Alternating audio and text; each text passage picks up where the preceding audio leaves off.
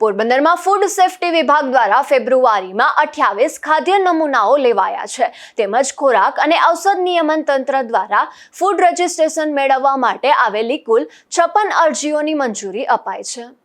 ખોરાક અને ઔષધ નિયમન તંત્ર પોરબંદર હેઠળ કાર્યરત ફૂડ સેફ્ટી ઓફિસર દ્વારા ફેબ્રુઆરી 2026 દરમિયાન જિલ્લામાં ખાદ્ય સુરક્ષા સુનિશ્ચિત કરવા માટે વિવિધ પ્રકારની ખાદ્ય ચીજવસ્તુઓના નમૂનાઓ લેવામાં આવ્યા હતા તેમજ ખાદ્ય ચીજવસ્તુઓના ઉત્પાદન અને વેચાણ સાથે સંકળાયેલ પેઢીઓની તપાસ હાથ ધરવામાં આવી હતી। જિલ્લામાં ફેબ્રુઆરી માસ દરમિયાન દૂધ અને દૂધની બનાવટોના 7, પનીરના 2, ઘીના 1, દ્રાક્ષના 3, ખજૂરના 4, ખાદ્ય તેલના 4, વપરાયેલ તેલના 4 અને સોયા ટોફુના 1 એમ કુલ મળી 28 ખાદ્ય નમૂનાઓ લેવામાં આવ્યા હતા।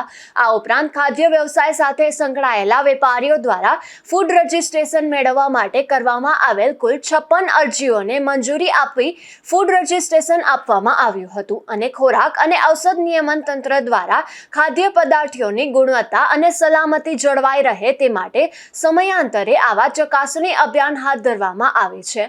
નિપુલ પોપટ સાથે અશોક થાનકી, ગુજરાત ન્યૂઝ, પોરબંદર।